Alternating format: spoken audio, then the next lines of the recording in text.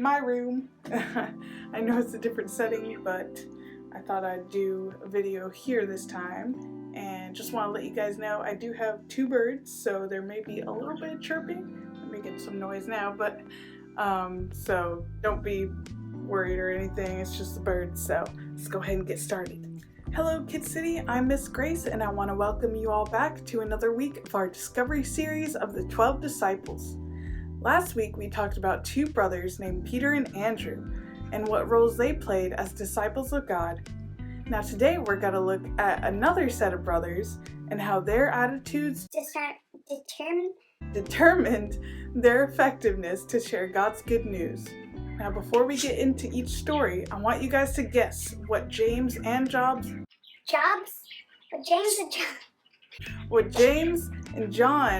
jobs were. Now don't worry, I'll give you guys time to think. Was it A, a carpenter, B, a prophet, or C, a fisherman? I'll let you guys think.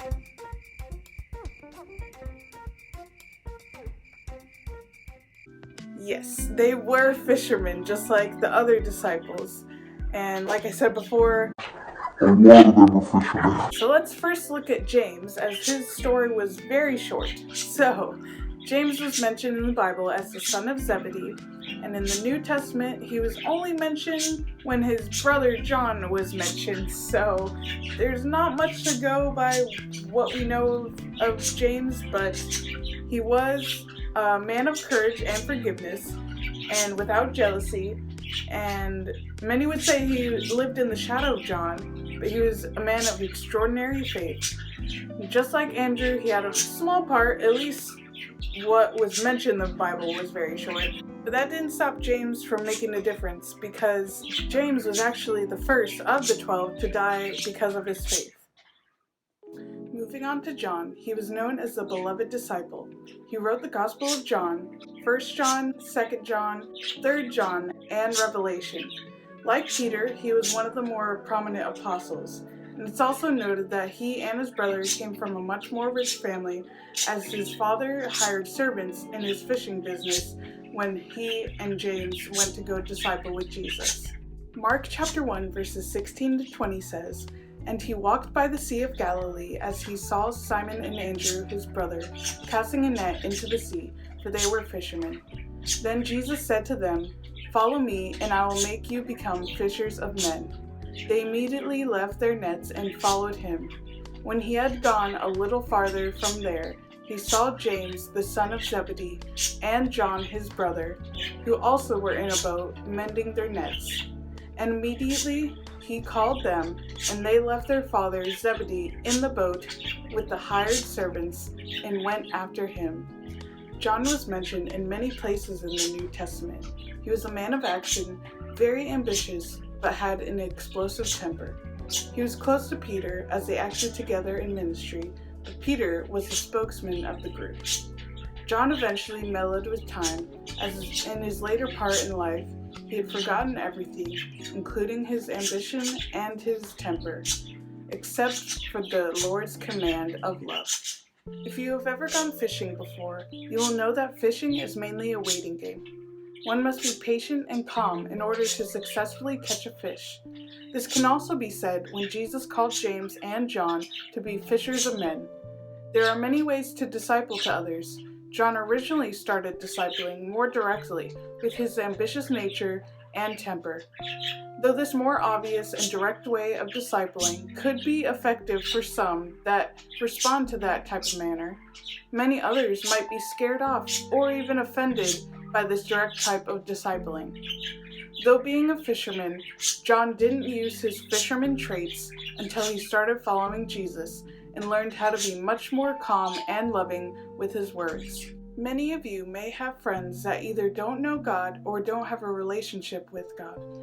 Just like catching a fish, you can start by throwing in the reel, that being growing your relationship with your friend. By being a good friend, showing acts of kindness, and giving words of encouragement can attract your friend into wanting a God-filled life. Soon you'll see your friend wanting to know more, which is your chance to reel in your friend into a life as a Christian. As a reminder, not everyone is an easy catch. Some people may take more time to fully understand what you present to them, while others will love what you bring to them. Our job as Christians is to share the good news of Jesus, and it's for others to decide what to do with that news. Alright, so what we're going to do now is this fishing game, and I know not everyone will have this, but if you do, go ahead and grab it. But if not, this is a fishing game I have here. So it's basically you take this fishing pole and you go try to catch some fish like this. And for those who don't have this game, I know I've seen some crafts online that are similar to this that use either magnets or clips to hook these fish. So if you want to do something like that, or just see what your parents have that you can do similar to this.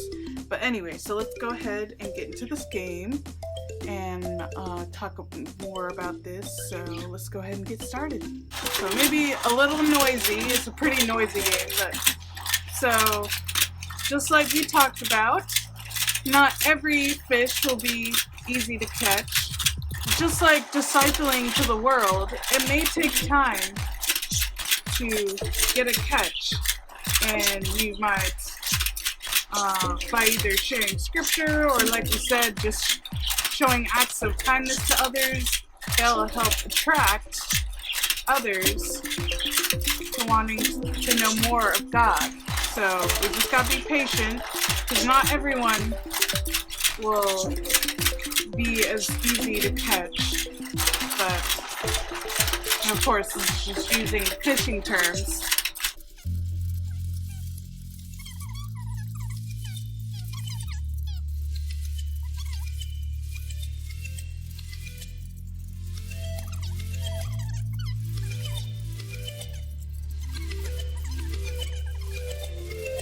So these ones on the edges, they're a little more difficult to catch, because just like many people will be having a hard time understanding the Bible, but just give them time and eventually you'll get them.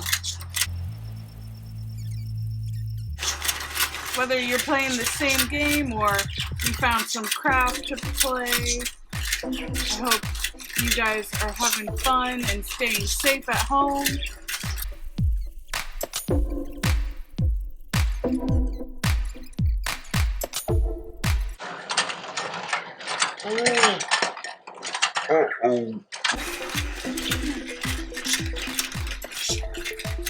There we go.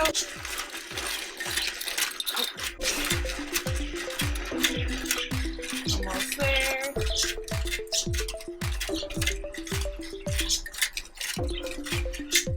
Trying to get that yellow one. Woo! Ah! Okay, I'll cheat a bit there because that one fell over.